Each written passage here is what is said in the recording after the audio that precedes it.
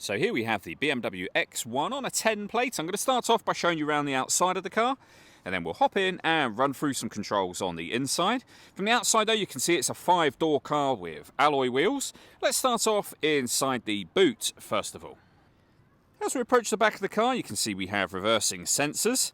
Plenty of boot space as well. You can increase this space further should you wish to by folding down any or all of the 3 rear seats that you see there.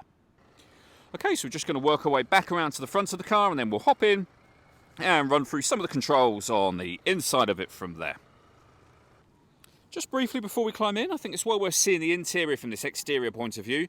There's plenty to run through on the dashboard, so let's hop in and we'll do that right now.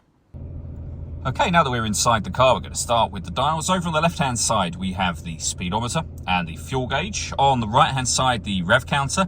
In the centre, you can see the total miles of the car. They are 69,621. If we back out to the steering wheel, we have stereo and phone controls available up here.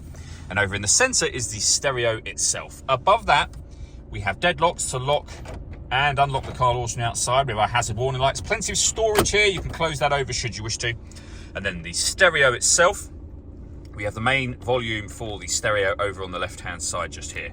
The audio button will give us our AM, FM radio, our CD player, and the auxiliary input. The menu button will allow you to go to your onboard computer, configure things like the time, temperature, etc. And then you've got a couple of other things at the end, including customer service phone numbers for BMW. Main volume for the stereo is just here.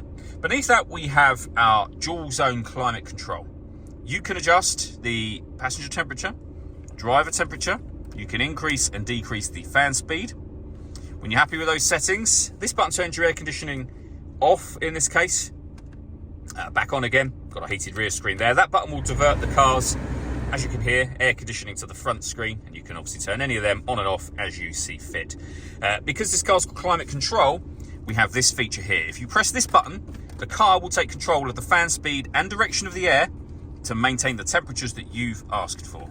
You can override that whenever you wish to and put it back on your own settings again. We have parking sensors. You can turn on and off from here. We can turn off our traction control. Downhill brake control. This button turns on or off the stop and start. This car is designed to cut out when it is stationary in traffic to save you fuel.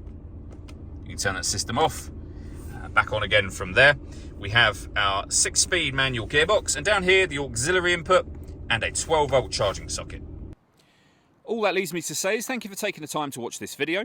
If you'd like to come and see the car for yourself and have a test drive, please feel free to give us a call here at Mach 1 Cars. We'd love to hear from you soon.